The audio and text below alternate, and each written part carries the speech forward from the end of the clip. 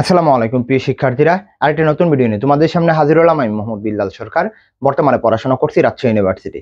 গুচ্ছ গুচ্ছ যাদের মেইন টার্গেট তাদের জন্য কিন্তু ভিডিওটা হতে যাচ্ছে। অর্থাৎ গুচ্ছ ভর্তি পরীক্ষায় 70+ নাম্বার কিভাবে পাবা সেই বিষয়ে কিন্তু কথা বলবো। তো তোমরা অনেক জনই কিন্তু গুচ্ছকে টার্গেট করছো, অর্থাৎ তোমাদের নিজ এলাকায় পড়তে চাও, নিজ জেলায় পড়তে চাও, নিজ বিভাগে পড়তে চাও। তো তাদের জন্য কিন্তু গুচ্ছটা খুবই কার্যকারী, তাই না? তো আমি যেহেতু গুচ্ছের মধ্যে যেভাবে প্রিপারেশন নিয়েছিলাম সেই বিষয়ে কথা বলবো। প্লাস হচ্ছে যে গুচ্ছ ভর্তি পরীক্ষায় তুমি একটা হিউজ পরিমাণ নাম্বার তুলতে পারো এবং ভালো সাবজেক্ট ভালো বিশ্ববিদ্যালয়ে পড়তে পারো। অর্থাৎ গুচ্ছের মধ্যে যে আন্ডার বিশ্ববিদ্যালয়গুলো রয়েছে সেই বিশ্ববিদ্যালয়ে পড়তে পারো। তো এর আগে তোমাদের অবশ্যই বলবো, আশা করি তোমরা চ্যানেলটি সাবস্ক্রাইব করেই দিয়েছো বা করে দিবে, এবং কমেন্ট বক্সে ফেসবুক পেজের লিঙ্ক ওইখানে আমাদের ফলো দিয়ে রাখবা, যাতে তোমরা ওইখানে ফ্রিতে অনেক কিছু পেয়ে যাও। তো আমরা যদি পরবর্তী স্লাইডে কথা বলি, এখানে দেখো কয়েকটা বিষয়কে আমি টার্গেট করে কথা বলার চেষ্টা করব। এক নাম্বারই হচ্ছে তোমাকে প্যাটার্ন। প্যাটার্ন বলতে বোঝানো হয়েছে যে গুচ্ছের প্রশ্ন প্যাটার্ন। আমি বারবার বলতেছি গুচ্ছের প্রশ্ন প্যাটার্ন কিন্তু মাস্ট।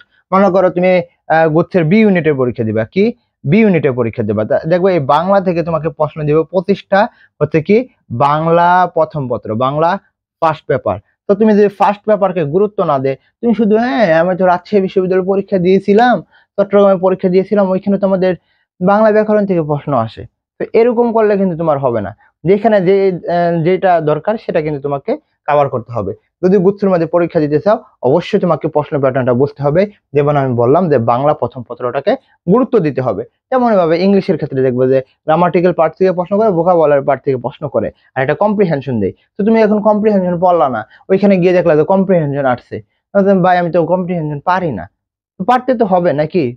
ভিডিও দেখো, আমি একটা ভিডিও দিয়েছি ওইটা দেখো, প্লাস হচ্ছে ইউটিউবে ভিডিও দেখো, চেষ্টা করো, দেখবা ওই কম্প্রিহেনশন তোমার ভুল হওয়ার সম্ভাবনা খুবই কম থাকবে। এবং কম্প্রিহেনশনের টেকনিক রয়েছে।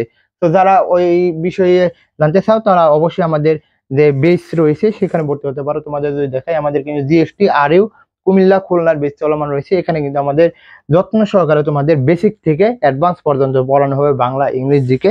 যারা ভর্তি হতে চাও, এখন কিন্তু আমরা 750 টাকাকে আমরা ক্লাস প্লাস এক্সাম বেসকে আমরা 500 টাকা করা হয়েছে।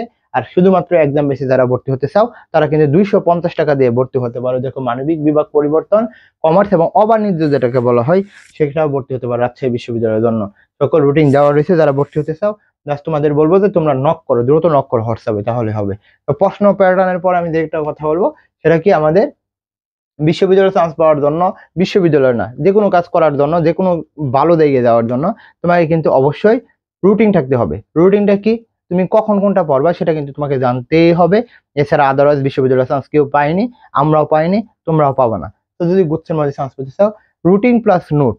রুটিন প্লাস রুট বলতে এটা কি বোঝানো হয়েছে, তুমি খাতার মধ্যে লিখে রাখবা যে আমার এই পড়া আছে। রুটিন তো তুমি দিলা যে আমি আজকে মনে করো আজকে আমি সকাল 9টা থেকে 12:30 পর্যন্ত কি পড়বো, গ্রামাটিক্যাল পার্ট পড়বো। তো গ্রামাটিক্যাল পার্ট কি পড়বা সেটা তুমি একটা নোট করে নোট করো, যাতে আমি আজকে গ্রামাটিক্যাল পার্ট, পার্সিভিস পড়বো, রাইট ফর্ম ভার্ব পড়বো, দুইটা শেষ করবো। তখন তুমি লিখে রাখবা। হয়তো বা তুমি 100% পাবা না, কিন্তু ওই সময় তোমার কিন্তু একটা প্রেশার কাজ করবে, তোমার মাথার মধ্যে আসবে না আমার শেষ করতে হবে 100%। তো পরে যে বিষয়টা আসে সেটা হচ্ছে তোমাকে টপিক সিলেকশন। প্যাটার্নের পরে কিন্তু টপিক সিলেকশন করে ফেললা, যে বললাম যে বাংলা প্রথম থেকে বেশি প্রশ্ন আসে, তো তুমি ওইখানে টপিক সিলেকশন করে ফেলবা কি বাংলা প্রথম পত্র থেকে আসতেছে, কিভাবে আসতেছে, আমাদের কি সমার্থক শব্দ মানে শব্দার্থ থেকে আসতেছে, না হচ্ছে যে ওইখানে কি জ্ঞানমূলক থেকে আসতেছে, এরকম কিন্তু ডাক্তার তোমাকে বুঝতেই হবে। এটা হচ্ছে টপিক সিলেকশন। এরপরই হচ্ছে এক্সাম দেওয়া। একটা কথা আছে না, মরার আগে তুমি মরো, তেমন ভাবে তুমি পরীক্ষার হলে যাওয়ার আগে কিন্তু তোমাকে এক্সাম মাস্ট মাস্ট মাস্ট। তোমাকে কিন্তু এই এক্সামটা দিতেই হবে, এক্সামটা দিতেই হবে।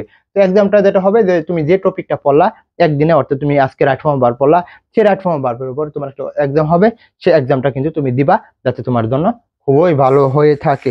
তো এই জন্যই তো আমাদের এই এক্সাম বেস, তাই না? যারা ভর্তি হতে চাও দ্রুত ভর্তি হয়ে যাও হোয়াটসঅ্যাপ নাম্বারে। তো আশা করি বোঝাতে পারছি। সকলকে বলবো চ্যানেলটি সাবস্ক্রাইব করে পাশে থাকতে। এই বলে আমি শেষ করছি। আসসালামু আলাইকুম।